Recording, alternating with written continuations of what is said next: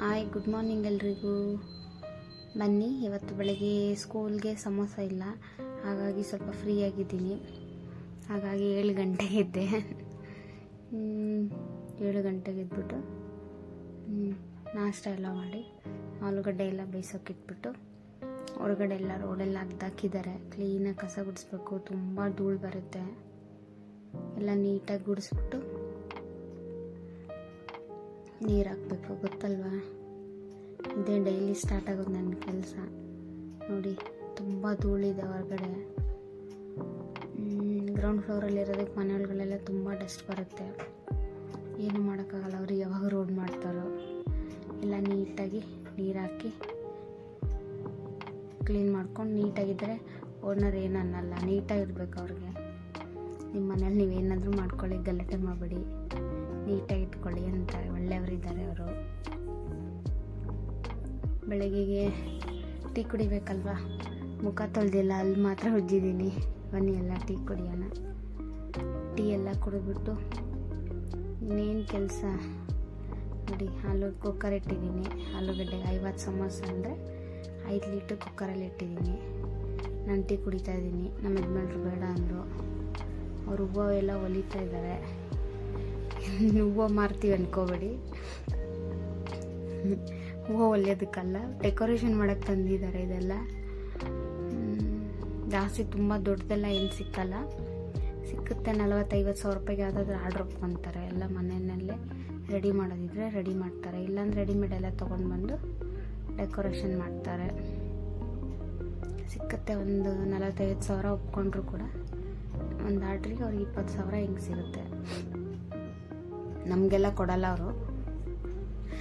ಅವ್ರು ಇಟ್ಕೊತಾರೆ, ಮನೆ ಬಾಡಿಗೆ ಎಲ್ಲ ಕಟ್ತಾರೆ, ಮಕ್ಕಳಿಗೆಲ್ಲ ನೋಡ್ತಾರೆ, ನಮ್ಗೆ ಊಟ ಎಲ್ಲ ಚೆನ್ನಾಗಿ ಊಟ ಹಾಕ್ತಾರೆ. ಅದರಲ್ಲಿ ಯಾವುದಕ್ಕೂ ಮೋಸ ಮಾಡಲ್ಲ. ಸರ್, ಬೆಳಗ್ಗೆ ಇನ್ನೇನು ನಾಷ್ಟ ಮಾಡೋದು? ಮ್ಯಾಗಿ ಮಾಡಿದೆ, ಈಸಿ ಆಗುತ್ತಲ್ಲ, ಮ್ಯಾಗಿ ಮಾಡಿದೆ. ಫಸ್ಟ್ ಅವ್ರಿಗೆ ಸ್ಕೂಲಿಗೆ ಕಳಿಸಿದ್ರೆ ನನಗೆ ಬೆಟರ್, ಸ್ವಲ್ಪ ಟೆನ್ಷನ್ ಕಮ್ಮಿ ಆಗುತ್ತೆ. ನನ್ನ ಮಗಳಿಗೆ 1 ಬಾಕ್ಸು, ನನ್ನ ಮಗನಿಗೆ 1 ಬಾಕ್ಸ್ ಮ್ಯಾಗಿ ಮಾಡಿ ನೋಡಿ. ಆಲೂಗಡ್ಡೆ ಬೇಯಿಸಿದೆ. ಕರೆಕ್ಟಾಗಿ 50 ಸಮೋಸ ಆಗುತ್ತೆ. ಅವರಪ್ಪ ಕರ್ಕೊಂಡು ಹೋದರು. 8:45ಗೆ ನನ್ನ ಮಗಳಿಗೆ ನಾನು ಕರ್ಕೊಂಡು ಹೋಗ್ತಾಯಿದ್ದೀನಿ. ಸಮೋಸ ಇಲ್ಲಾಂದ್ರೆ ಸ್ವಲ್ಪ ಖುಷಿ, ವಾಕಿಂಗ್ ಆಗುತ್ತೆ ಅಂತ. ನೋಡಿ, ಒಳ್ಳೆ ಬಿಸಿಲು. ಅವಳು ಕರ್ಕೊಂಡೋಗಿ ಬಿಟ್ಬಿಟ್ಟು ಬಂದೆ. ಬರುವಾಗ ಟೊಮೊಟೊ ತೊಗೊಂಡು ಬಂದೆ. ನನ್ನ ಹತ್ರ ಕಾಸೇ ಇರಲಿಲ್ಲ. ಅಜ್ಜಿ ಪಾಪ ಕೇಳಿದ್ರು, ಚೇಂಜ್ ಇರೋದನ್ನೇ ಕೊಟ್ಟೆ. ಪಾತ್ರೆ ಎಲ್ಲ ಉಜ್ಜಿಬಿಟ್ಟು ಎಲ್ಲ ಡೀಟೇಲಾಗಿ ವಿಡಿಯೋ ಮಾಡೋಕ್ಕಾಗಲ್ಲ. ಬರೀ ಕಸ ಗುಡಿಸೋದು, ಮುಸುರೆ ತಿಕ್ಕೋದು ಮಾಡ್ತೀಯ ಅಂತಾರಲ್ಲ, ಹಾಗಾಗಿ ಸ್ವಲ್ಪ ಸ್ವಲ್ಪ ತೋರಿಸ್ತಾ ಇದ್ದೀನಿ.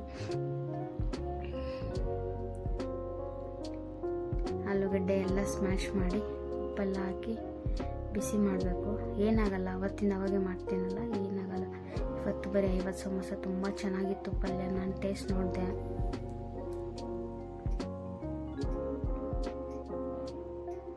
ಎಲ್ಲ ನನ್ನ ಸಮೋಸ ಇಷ್ಟಪಡ್ತಾರೆ. ಚೆನ್ನಾಗಿದೆ ಚೆನ್ನಾಗಿದೆ, 300 ಕೊಡಿ 200 ಕೊಡಿ ಅಂತಾರೆ. ನಂಗೆ 100 ಜಾಸ್ತಿ ಅನಿಸುತ್ತೆ ಮಾಡೋಕ್ಕೆ. ನೋಡಿ ಎಷ್ಟು ಚೆನ್ನಾಗಿ ಬಂದಿದೆ. ನೈಸಾಗಿರಬೇಕು. ತಿನ್ನುವಾಗ ಬಾಯಿಗೆ ಆಲೂಗಡ್ಡೆ ಸಿಕ್ಕರೆ ಚೆನ್ನಾಗಿರಲ್ಲ. ನನಗೆ ಒಂದೊಂದು ಟೈಮ್ ಆರ್ಡ್ರ್ ಬರುತ್ತೆ 300 ಕೊಡಿ 200 ಕೊಡಿ ಅಂತ. ನಾನು ಬೇಕು 50 ಮೇಲೆ ಕೊಡಲ್ಲ ಅಂತೀನಿ. ನನಗೆ ಮನೆ ಕೆಲಸ ಮಾಡಿಕೊಂಡು ಸಮೋಸ ಮಾಡೋಷ್ಟೊತ್ತಿಗೆ ತುಂಬ ಸುಸ್ತಾಗುತ್ತೆ, ನಿದ್ದೆ ಸಾಕಾಗಲ್ಲ. ನೋಡಿ, ನಮ್ಮ ಯಜಮಾನ್ರು ಬೆಳಗ್ಗೆ 7 ಗಂಟೆಯಿಂದ ಕೂತಿದ್ದಾರೆ, ಇನ್ನೂ ಆಗಿಲ್ಲ. ಟೀ ಕೊಡು ಅಂದರು, ಸ್ವಲ್ಪ ಟೀ ಕೊಟ್ಟೆ ಅವರಿಗೆ. ನಾನು ಸಮೋಸ ಮಾಡ್ತಾಯಿದ್ದೀನಿ, ಅವರು ಹೂವು ಹೊಲಿತಾ ಇದ್ದಾರೆ. ಬೆಳಗ್ಗೆ 7 ಗಂಟೆಯಿಂದ ಹಿಡಿದು ಮಧ್ಯಾಹ್ನ ತನಕ ಹೊಲಿತಾನೇ ಇದ್ದಾರೆ. ನಾನು ಏನು ಕೆಲಸ ಮಾಡಲಿ ಮನೆಯಲ್ಲಿ? ನನ್ನ ಸಮೋಸ, ಅವರು ಹೂವು ಹೊಲಿತಾ ಇದ್ದಾರೆ. 1 ರೌಂಡ್ ಸಮೋಸ ಮಾಡಿದೆ.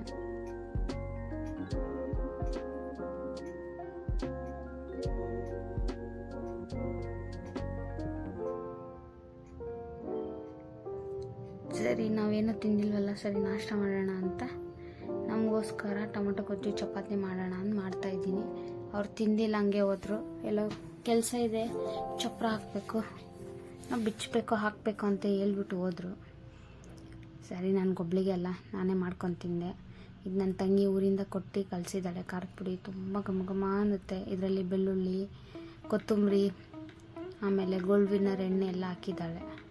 ಹಾಕಿ ರಾಣೆಬೆನ್ನೂರಿಗೆ ಎತ್ಕೊಂಡು ಹೋಗ್ಬಿಟ್ಟು ಕುಟ್ಟಿಸ್ಬಿಟ್ಟು, ಅವರು ಊರಲ್ಲಿ ಅದಿಲ್ಲ, ರಾಣೆಬೆನ್ನೂರಿಗೆ ಎತ್ಕೊಂಡು ಹೋಗ್ತಾರಂತೆ. ಇದು ಅಮ್ಮ ತುಪ್ಪ ಕೊಟ್ಟರು. ಅಮ್ಮ ಮಾಡಿ ಸಖತ್ತಾಗಿತ್ತು. ಖುಷಿ ಅನಿಸುತ್ತೆ ಹೇಳೋಕ್ಕೆ. ನಾವು ಒಗ್ಗರಣೆ ಹಾಕಿದ್ರು ನಾನು ಮಾಡ್ತೀನಿ, ಬೆಣ್ಣೆ ಎಲ್ಲ ಅಷ್ಟು ಸ್ಮೆಲ್ ಬರಲ್ಲ. ನಮ್ಮಮ್ಮ ಮಾಡಿದ್ದಿದೆಲ್ಲ ಸಖತ್ತಾಗಿರುತ್ತೆ ವಾಸನೆ.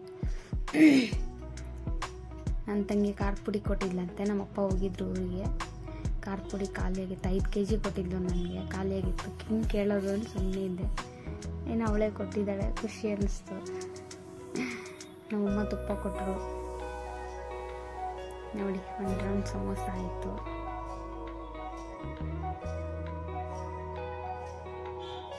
ಬೇಕ್ರಿ ಅವ್ರಿಗೆ ಎತ್ಕೊಳ್ಳೋ ಬೆಳಗ್ಗೆ 10:30 ಆಯಿತು.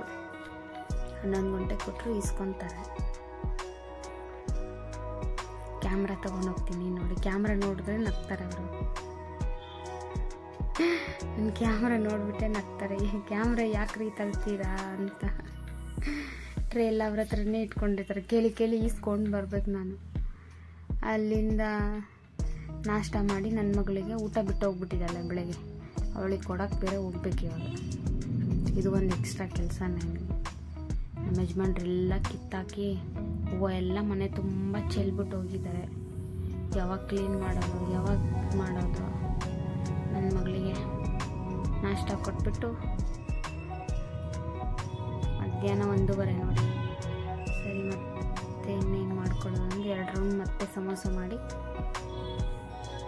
ಚಪಾತಿನೇ ತಿಂತಾಯಿದ್ದೀನಿ. ನೋಡಿ, ಚೆನ್ನಾಗಿ ಬೈದಾಗ್ತೆ. 1:30 ಆದರೂ ಮನೆ ಕಸ ಗುಡಿಸಿಲ್ಲ, ಏನಿಲ್ಲ ಅಂತ ಎತ್ಕೊಂಡು ಆಚೆ ಹೋಗಿದ್ದಾರೆ ಸೈಲೆಂಟಾಗಿ. ಇನ್ನು ಕಸ ಗುಡಿಸ್ಕೊಂಡಿದ್ರೆ ಆಗಲ್ಲ ಅಂದು ವ್ಯಾಕ್ಯೂಮ್ ಕ್ಲೀನರ್ ಹಾಕ್ತೆ. ವ್ಯಾಕ್ಯೂಮ್ ಕ್ಲೀನರ್ ಹಾಕಿದ್ರೆ ಬೇಗ ಆಗುತ್ತೆ. ಒಂದು ಸ್ವಲ್ಪ ಕೂಡ ಧೂಳಿರಲ್ಲ. ರೋಡ್ ಅಗ್ದಾಕ್ಬಿಟ್ಟಿದ್ದಾರೆ. ಎಲ್ಲಿ ಬೇಕಲ್ಲಿ ಡಸ್ಟು ಅಂದರೆ ತುಂಬ ಡಸ್ಟು. ವೈಟ್ ಪೌಡ್ರ್ ಥರ ಬರುತ್ತೆ. ಸರಿ, ವ್ಯಾಕ್ಯೂಮ್ ಕ್ಲೀನರ್ ಹಾಕಿ ಬೇಗ ಆಯಿತು ಕೆಲಸ. ಮನೆಯೆಲ್ಲ ಗುಡಿಸಿ ಎಲ್ಲ ಒರೆಸ್ಬಿಟ್ಟು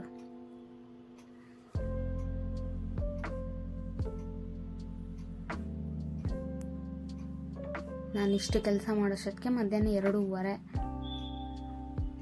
ನಂದು ಮನೆ ಗುಡಿಸಿ ಒರೆಸಿ ಬಾತ್ರೂಮ್ ಎಲ್ಲ ತೊಳೆದು ಸ್ನಾನ ಎಲ್ಲ ಮಾಡ್ಕೊಂಡು ಬರೋಷ್ಟೊತ್ತಿಗೆ 2:30. ಡೈಲಿ ನೆಲ್ಲಿರುತ್ತೆ, ನಿದ್ದೆ ಮಾಡೋಕ್ಕೆ ಟೈಮ್ ಇರಲ್ಲ, ರೆಸ್ಟ್ ಇಲ್ಲ. ರೆಸ್ಟ್ ಇಲ್ದೇ ಕೆಲಸ ಮಾಡ್ತಾನೆ ಇರ್ತೀನಿ.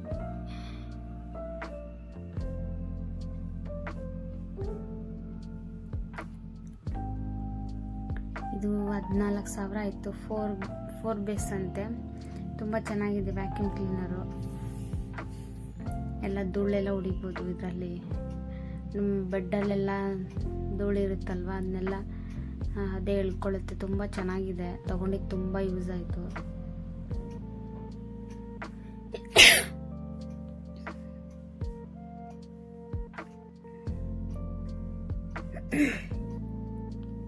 ಅದರಲ್ಲೇ ಮನೇನೂ ಕೂಡ ಒರೆಸ್ಬೋದು. ನಾನು ಒರೆಸಲ್ಲ. ನೀರೇನಾದರೂ ಚೆಲ್ಲೋಗಿದೆಲ್ಲ ಎಳ್ಕೊಳ್ಳುತ್ತೆ. ಅಪರೂಪ ವಾರಕ್ಕೆ 1 ಟೈಮ್ ಕ್ಲೀನ್ ಮಾಡ್ತೀನಿ ವ್ಯಾಕ್ಯೂಮ್ ಕ್ಲೀನರ್ ತೆಗೆದು.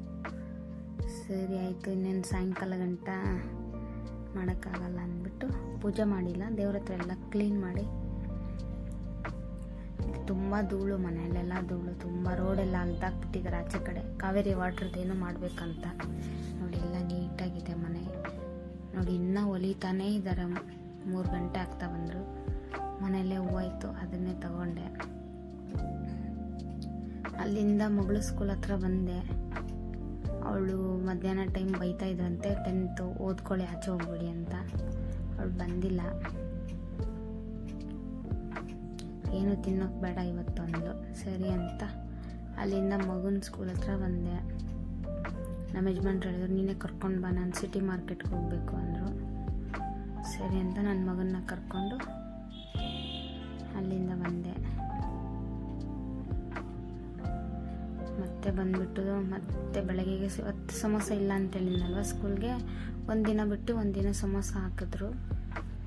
ಮೆನು ಚಾರ್ಟಲ್ಲಿ ಕಳಿಸ್ಬಿಡ್ತಾರೆ ಯಾವಾಗ ಯಾವಾಗಿದೆ ಅಂತ. ಸರಿ ಅಂತೇಳಿ ಮತ್ತೆ ರೆಡಿ ಮಾಡಿದೆ. ಇದು 1.5 ಅವರ್ ಚೆನ್ನಾಗಿ ನೆಂದರೆ ಉಂಡೆ ಮಾಡಿಕೋಕೆ ಚೆನ್ನಾಗಾಗುತ್ತೆ.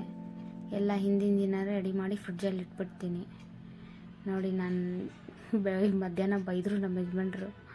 ಆಲೂಗಡ್ಡೆ ತಂದು ಕೊಟ್ಟರು ಒಂದು ಮೂಟೆ 50 kg. ಹೂವು ಎತ್ಕೊಂಡು ಹೋಗ್ತಾ ಫುಲ್ಲು ಬ್ಯುಸಿ ಅವರು. ಎಲ್ಲ ಕ್ಲೀನ್ ಮಾಡಿ ಮತ್ತೊಂದು 7:30 ಹಂಗೆ ರಾಘವೇಂದ್ರ ಸ್ವಾಮಿ ದೇವಸ್ಥಾನಕ್ಕೆ ಹೋಗೋಣ ಅಂತ ನಾನು ನನ್ನ ಮಗಳು ಹೋದ್ವಿ.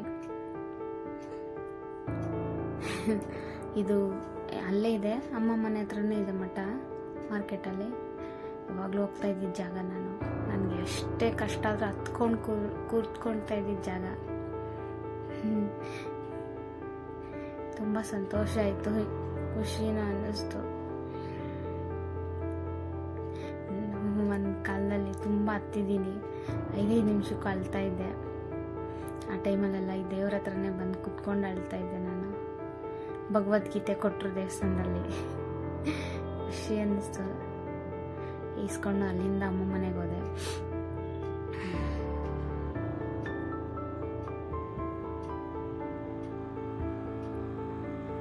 ನೋಡಿ, ಅಮ್ಮ ಮನೆ ಪಕ್ಕದಲ್ಲೇ ಇದೆ ಇದು ರಾಮನ ದೇವಸ್ಥಾನ. ಹೋಗಿ ನಮಸ್ಕಾರ ಮಾಡ್ಕೊಂಡು ಬಂದೆ. ನಾನು ಹೋಗದೇ ಇರೋ ದೇವಸ್ಥಾನ ಎಲ್ಲ ಕುತ್ಕೊಂಡು ಅಳದೇ ಇರೋ ದೇವಸ್ಥಾನನೇ ಇಲ್ಲ. ನನಗೆ ಒಂದು ಟೈಮಲ್ಲಿ ತುಂಬ ಕಣ್ಣಲ್ಲಿ ನೀರು ಹಾಕಿದ್ದೀನಿ. ತುಂಬ ಅಂದರೆ ತುಂಬ ಕಷ್ಟಪಟ್ಟಿದ್ದೀನಿ. ಇವಾಗ ಸ್ಟ್ರಾಂಗ್ ಆಗಿದ್ದೀನಿ. ಅವಾಗ ಇಷ್ಟು ಧೈರ್ಯ ಇರಲಿಲ್ಲ ನನಗೆ. ಇದೆಲ್ಲ ದೇವಸ್ಥಾನಗಳು ನಾನು ತುಂಬ ಖುಷಿ ನೆನೆಸ್ಕೊಂಡ್ರೆ. ನೋಡಿ, ಅಮ್ಮ ಏನೋ ಮಾಡ್ತಾಯಿದ್ರು ಪಾಪ. ಮನೆಯೆಲ್ಲ ಕ್ಲೀನ್ ಮಾಡಿ 9 ಗಂಟೆ ಚೋಟ್ ಮಿಶಿಕಾಯಿ ಏನೇನೋ ಹೇಳ್ತಾ ಇತ್ತು. ಸರಿ, ನಮ್ಮಮ್ಮ ಮನೇಲಿ ಯಾವಾಗೂ ಮಧ್ಯರಾತ್ರಿ ಹೋದು ಊಟ ಇರುತ್ತೆ ನಮ್ಮಮ್ಮ ಮನೇಲಿ. ಸರಿ, ಅಲ್ಲೇ ತುಪ್ಪ, ಅನ್ನ, ಸಾರು, ಚಪಾತಿ ಎಲ್ಲ ಇತ್ತು. ಎಲ್ಲ ಊಟ ಮಾಡ್ಕೊಂಡು ಅಲ್ಲಿಂದ ರಿಟರ್ನ್ ಮನೆಗೆ ಬಂದು ಸುಸ್ತಾಯಿತು. ಈ ವಿಡಿಯೋ ಇಲ್ಲೇ ಎಂಡ್ ಮಾಡ್ತಾಯಿದ್ದೀನಿ. Thank you for watching.